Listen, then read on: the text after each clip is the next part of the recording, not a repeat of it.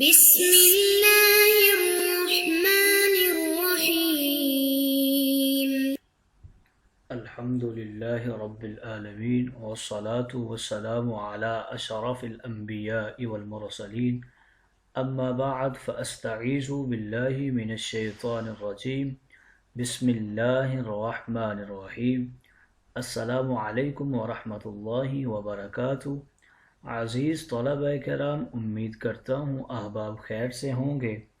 انشاءاللہ آج ہم تفسیر جلالین کے سبق نمبر 154 میں سپارہ نمبر 18 سے سورہ مومنون کی منتخب کردہ آیات 45 سے 47 تک پڑھنے کی سعادت حاصل کریں گے، جن میں کلام باری تعالیٰ و کلام مفسر کا ترجمہ ہوگا اور ربط و تعلق آیات کو ذکر کیا جائے گا۔ کلام مفسر کی تشریح و توضیح کرتے ہوئے دیگر مفسرین کرام کے اقوال ذیشان کو پیش کرنے کی سعادت حاصل کریں گے۔ تو آئیے طلبہ کرام بلا تاخیر بڑھتے ہیں اپنے آج کے درس کی طرف۔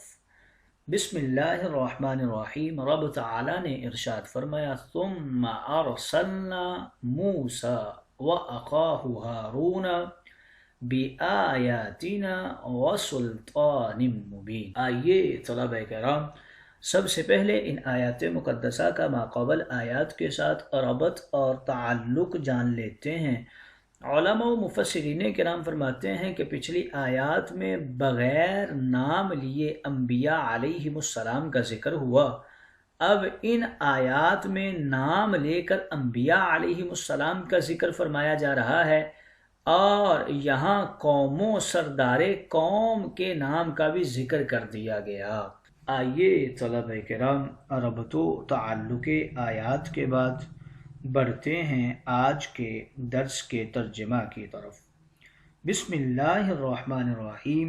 رب تعالی نے ارشاد فرمایا ثم ارسلنا موسیٰ واخاہ ہارون بآیاتنا وسلطان مبین۔ پھر ہم نے موسیٰ اور ان کے بھائی ہارون علیہ السلام کو احکام اور کھلی دلیل دے کر، یعنی واضح دلیلیں دے کر، وہ ید بیضا تھا اور عصائے موسیٰ تھا اور بقیہ نشانیاں تھیں، فرعون اور اس کے سرداروں کے پاس بھیجا۔ فاستکبروا عن الایمان بها وباللہ، پس فرعون اور اس کے سرداروں نے ان آیات اور اللہ پر ایمان لانے کے بارے میں تکبر کیا۔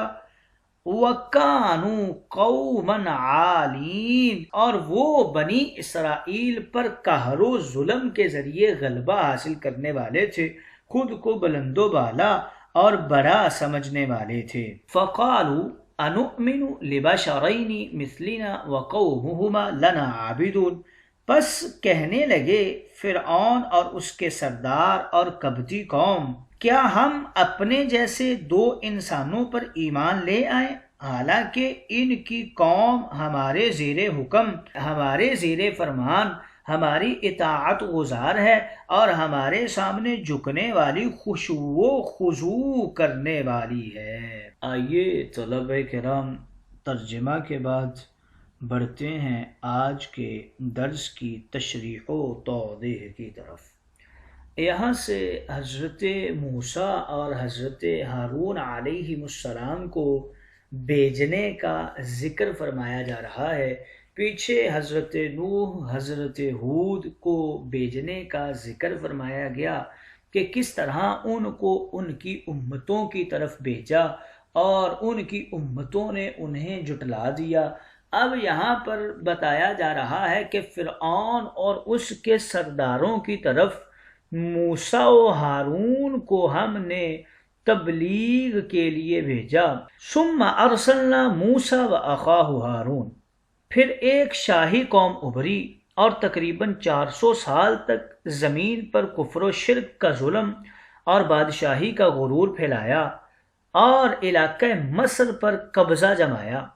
تب ہم نے موسیٰ اور ان کے بھائی ہارون کو اپنی قدرتی نشانیوں، معجزات نبویہ کے ساتھ متصف کر کے ہم نے ان کو بھیجا اور کچھ معرفت رسالت کے معجزے تھے اور کچھ قہر قدرت کی وقتی سزا و عتاب تھیں۔ یہ کل 9 آیات تھیں اور ایک سلطان مبین کا معجزہ تھا۔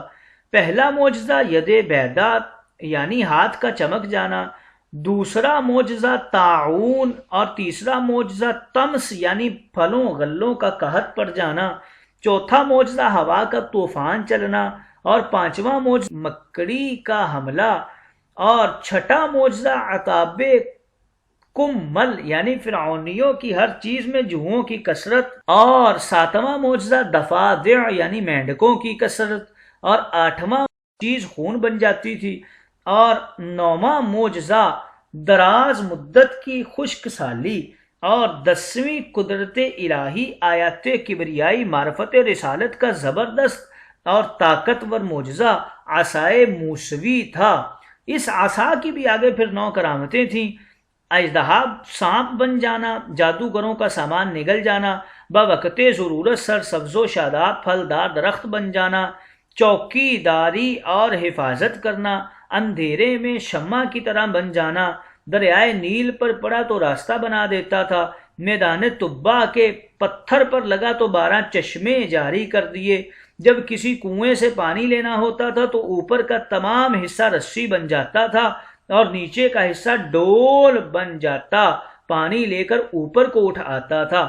ان کرامات و فوائد کی بنا پر معجزہ عصا کو سلطان مبین فرمایا گیا ہے اور ان آیات معجزات کا ذکر قرآن کی 11 سورتوں میں رب تعالی نے ذکر فرمایا ہے۔ گویا ہم نے موسیٰ و ہارون کو فرعون اور اس کے سرداروں کی طرف واضح دلائل اور معجزات نبویہ سے متصف کر کے اور دیگر نشانیوں سے متصف کر کے ہم نے بھیج دیا۔ فاستکبروا، اب فرعون اور اس کے درباریوں اور اس کے سرداروں کا بیہیو اور رویہ کیسا تھا؟ فاستکبروا وکانوا قوما عالین، ہر بار ذرا سا آرام ملنے، عذاب قہر ٹلنے پر ان فرعونیوں نے خباثت شیطانی کا غرور و تکبر وہی کیا اور وہی جہالت، ضلالت، حماقت میں اس طرح پھنسے ہوئے تھے کہ اپنی دنیاوی دولت عارضی حکومت کے فریب میں خود کو بہت بڑا سمجھنے لگے تھے اور اللہ پر ایمان لانے سے تکبر کرتے تھے، اکڑ کرتے تھے۔ لیکن جب بھی کوئی قدرتی مصیبت پڑتی تو حضرت موسیٰ کے، کبھی حضرت ہارون کے پیر پکڑتے، معافیاں مانگتے، کبھی بزرگان بنی اسرائیل کی منتیں کرتے، توبہ و کفر اور وعدہ ایمان نہیں کرتے، روتے گڑ گڑاتے۔ لیکن جب فرعونیوں کی التجاؤں، نبوت کی دعاؤں سے ترس کھاتے ہوئے بزرگان بنی اسرائیل کی رحیمانہ مشفقانہ سفارشوں سے رب تعالیٰ کے قہر و جلال کی ان سزاؤں میں سے کوئی سزا ختم کر دی جاتی تو یہ پھر کفر میں مضبوط، شرک میں متشدد ہو جاتے۔ وَكَانُوا قَوْمًا عَالِينَ، اور یہ کیسی قوم تھی؟ یہ بنی اسرائیل پر ظلم کر کے خود کو بڑا سمجھنے والی قوم تھی۔ فَقَالُوا أَنُؤْمِنُ لِبَشَرَيْنِ مِثْلِنَا، جب ان کے اوپر ظلم ختم ہو جاتا، مصیبت ٹل جاتی تو فٹافٹ بول اٹھتے، آپس میں ایک دوسرے سے گلی چوکوں، بازاروں، درباروں میں یارو اغیار سے کہ ہم اتنی بڑی شان و شوکت، حکومت و دولت، شخصیت والے ہو کر ان 2 بشروں پر ایمان لے آئیں جو بشریت میں ہم جیسے ہی ہیں، جن کے پاس نہ دولت ہے، نہ حکومت ہے، نہ قوت ہے، اور نہ جن کے پاس دنیا کی امارت ہے، صدارت ہے، نہ ان کے پاس دین کی نبوت ہے، رسالت بھی نہیں ہے۔ لہٰذا ان کا یہ جو دعویٰ نبوت ہے یہ غلط اور جھوٹ ہے، اور ان کی یہ آیتیں یعنی نشانیاں اور سلطان مبین یہ معجزات رسالت نہیں بلکہ یہ تو شبدہ بازیاں ہیں۔ اس لیے مصیبت کے وقت ہم ان کو یہ نہیں کہتے یا رسول اللہ ادع لنا، بلکہ ہم انہیں یا ساحر ادع لنا کہتے ہیں۔ اور پھر اگرچہ یہ دونوں بشر تو کبھی بھی ہمارے خادم، کمی یا نوکر، غلام نہیں رہے، اور نہ کبھی یہ ہم میں سے کسی امیر وزیر کے دروازے پر کسی چاہت و حمایت، شفاعت کے لیے آئے ہیں۔